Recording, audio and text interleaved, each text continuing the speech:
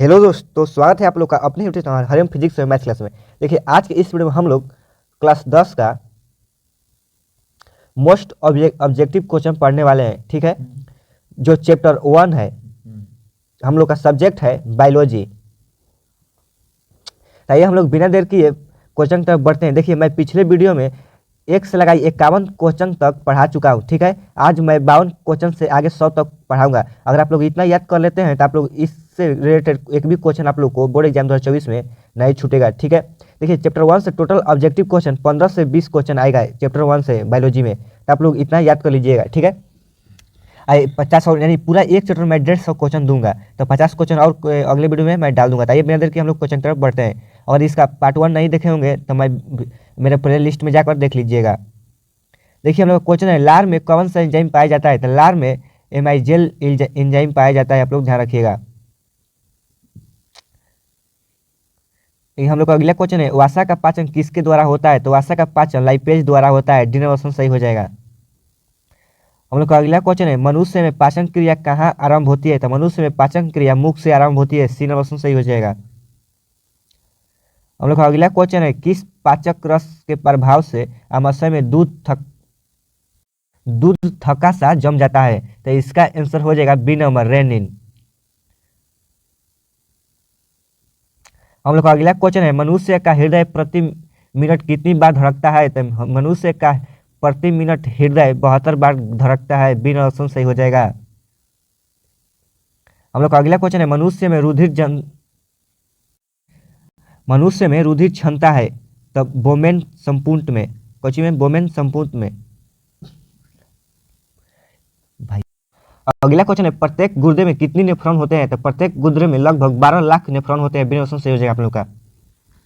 देखिए, हम लोग का अगला क्वेश्चन है, पादप अपशिष्ट संचित रहते हैं। पूछ रहा है, पादप अपशिष्ट संचित रहते हैं, पादप किसमें संचित रहते हैं? तब पत्तियों में, झाल में, कोशिकाएं, रिक्तियों में, इनमें से सभी। डी ऑप्शन सही हो जाएगा हम लोग का। हम लोग का अगला क्वेश्चन है, मनुष्य में कौन सा उत्सर्जित अंग नहीं है? नहीं, पूछ रहे हैं मनुष्य में कौन उत्सर्जित अंग नहीं है?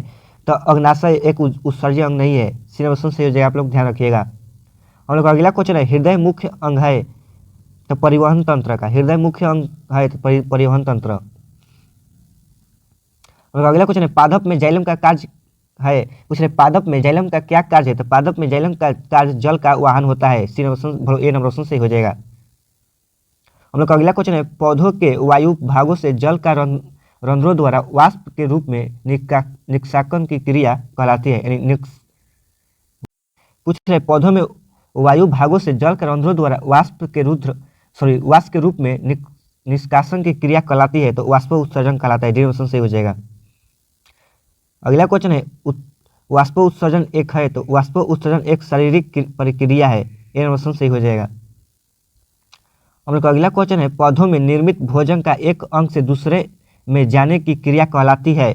तो परिवहन कहलाता है। सी ऑप्शन सही हो जाएगा, यानी ढोना।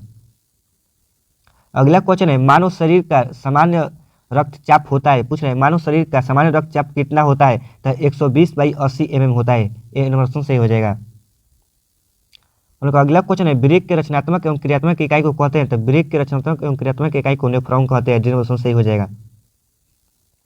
हम लोग का अगला क्वेश्चन है, बोम्बाइन संपूर्ण एवं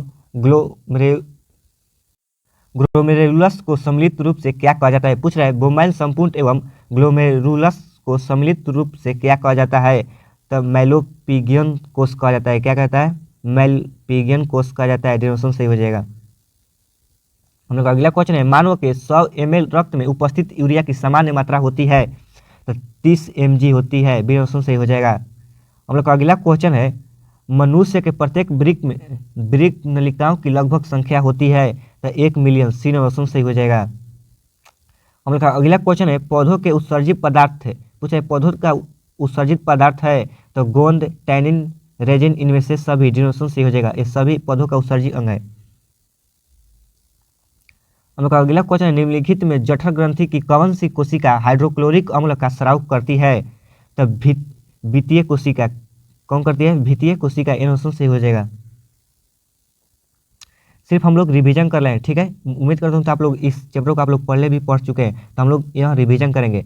अगर आप लोग देखिए चैप्टर वाइज पूरा सब्जेक्ट कभी से भी ऑब्जेक्टिव पढ़ लेते हैं और क्वेश्चन में पढ़ लेते हैं तो आप लोग 450 प्लस नंबर आने से कोई नहीं रोक सकता है। बस 1 महीना आप लोग डेली 8 घंटा पढ़िए, ठीक है।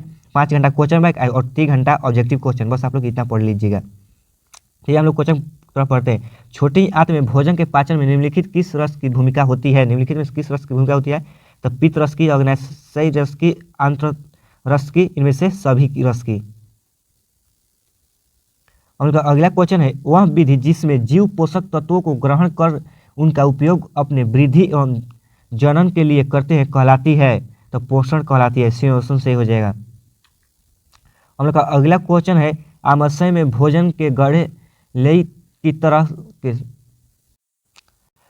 गढ़े लेई की तरह से स्वरूप को कहते हैं। पूछ रहे आमाशय में भोजन के गढ़े लेई की तरह के स्वरूप को कहते हैं? तो काइम कहते हैं। क्या कहते हैं? काइम कहते हैं।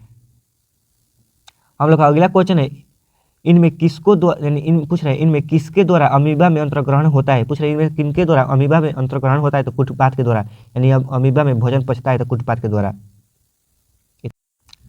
हम लोग का अगला क्वेश्चन है, मनुष्य में पाचन क्रिया का आरंभ होता है। पूछ रहे मनुष्य में पाचन क्रिया का आरंभ कहाँ से होता है? तो मुख गुहा से होता है। ए ऑप्शन सही हो जाएगा, आप लोग ध्यान रखिएगा। हम लोग का अगला क्वेश्चन है, वसा के पाचन में सहायक होता है। पूछ रहे वसा का पाचन में क्या सहायक होता है? तो लाइपेज सहायक होता है। बी ऑप्शन सही हो जाएगा। हम लोग का अगला क्वेश्चन है, रक्षी कोशिकाएं पाई जाती है। तो रक्षी कोशिकाएं पत्तियों में पाई जाती है। बी ऑप्शन सही हो जाएगा। हम लोग का अगला क्वेश्चन है, वायुमंडल में CO2 का कितना प्रतिशत कह रहे क्वेश्चन, वायुमंडल में कार्बन डाइऑक्साइड का कितना प्रतिशत विद्यमान है?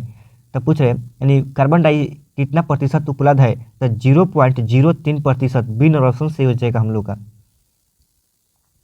हम अगला क्वेश्चन है, इनमें कौन प्रकाश संश्लेषी अंग है? पूछ रहे इनमें कौन प्रकाश संश्लेषी अंग है? तो हरित लवक प्रकाश संश्लेषी अंग है। बी ऑप्शन सही हो जाएगा, आप लोग ध्यान रखिएगा। हम लोग अगला क्वेश्चन है, श्वसन क्रिया में निम्नलिखित किस गैस को ग्रहण किया जाता है? तो O2 को ग्रहण किया जाता है। आप लोग ध्यान रखिएगा, बी ऑप्शन सही हो जाएगा। हम लोग अगला क्वेश्चन है, क्लोरोफिल अणुओं को कहते हैं, क्लोरोफिल अणुओं को प्रकाश संश्लेषी इकाई कहते हैं। ए ऑप्शन सही हो जाएगा, आप लोग ध्यान रखिएगा। हम लोग अगला क्वेश्चन है, ट्रिप्सिन नामक एंजाइम पाया जाता है। ट्रिप्सिन नामक एंजाइम कहाँ पाया जाता है? तो अग्न्याशयी रस में पाया जाता है। बी ऑप्शन सही हो जाएगा, आप लोग ध्यान रखिएगा। उनका अगला क्वेश्चन है, स्वपोषी पोषण के लिए आवश्यक है। स्वपोषी पोषण के लिए क्या आवश्यक है? तो स्वपोषी पोषण के लिए आवश्यक हरित लवक भी है, सूर्य का प्रकाश भी है, CO2 तथा जल भी है। इनमें से सभी यानी डी ऑप्शन सही हो जाएगा हम लोग का, आप लोग ध्यान रखिएगा। ओके, उनका अगला क्वेश्चन है, पेप्सिन नामक एंजाइम भोजन के प्रोटीन को बदल देता है। तो पेप्टोन नामक एंजाइम पेप्सिन नामक एंजाइम को भोजन के प्रोटीन में बदल देता है। ए ऑप्शन सही हो जाएगा, आप लोग ध्यान रखिएगा। हम लोग का अगला क्वेश्चन है, निम्नलिखित में कौन मनुष्य के मुख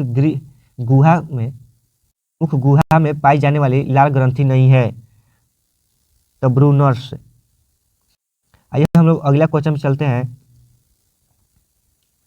निश्वास में निकली हुई हम लोग का क्वेश्चन कर रहे हैं, निश्वास में निकली वायु में किसका प्रतिशत बढ़ा रहता है? तो CO2 का। ए ऑप्शन सही हो जाएगा। हम लोग का अगला क्वेश्चन है, श्वसन की प्रक्रिया में खाद्य पदार्थ का क्या होता है? पूछे श्वसन की प्रक्रिया में खाद्य पदार्थ का क्या होता है? तब विखंडन होता है। क्या होता है? विखंडन। बिना ऑप्शन सही हो जाएगा, हम लोग का ध्यान रखिएगा और आप लोग ध्यान रखिएगा। हम लोग का अगला क्वेश्चन है, मनुष्य में श्वसन ओरणक पाया जाता है। पूछ रहे मनुष्य में श्वसन ओरणक कहाँ पाया जाता है? हीमोग्लोबिन में पाया जाता है। बिना ऑप्शन सही हो जाएगा, आप लोग ध्यान रखिएगा। हम लोग का अगला क्वेश्चन है, दही के जमने में कौन सी क्रिया सहायक होती है? तो दही के जमने में किण्वन की क्रिया सहायक होती है। सी ऑप्शन सही हो जाएगा, आप लोग ध्यान रखिएगा। हम लोग का अगला क्वेश्चन है, कीटों में प्रमुख श्वसन अंग है। पूछ रहे कीटों में प्रमुख श्वसन अंग क्या है? तो ट्रैकिया है। सी ऑप्शन सही हो जाएगा, आप लोग ध्यान रखिएगा। देखिए इस वीडियो में मैं 52 क्वेश्चन से लेकर 92 क्वेश्चन तक पढ़ा दिया हूँ।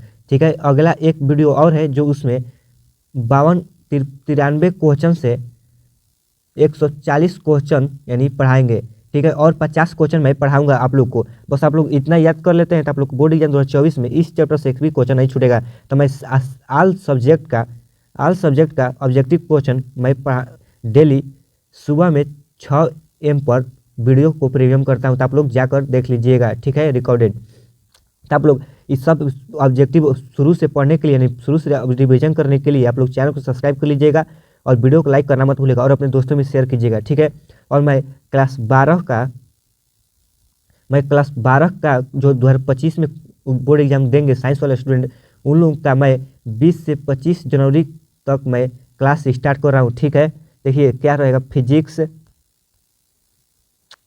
केमिस्ट्री और मैथ, ये 3 चीज़ मैं स्टार्ट करूँगा। तो अपने आपको भाई बहन या आपके बड़े भाई बहन के दोस्त होंगे तो आप लोग उन सभी को बोल दीजिएगा और चैनल को सब्सक्राइब कर लीजिएगा। तो मिलते हैं अगले वीडियो में। जय हिंद, जय भारत।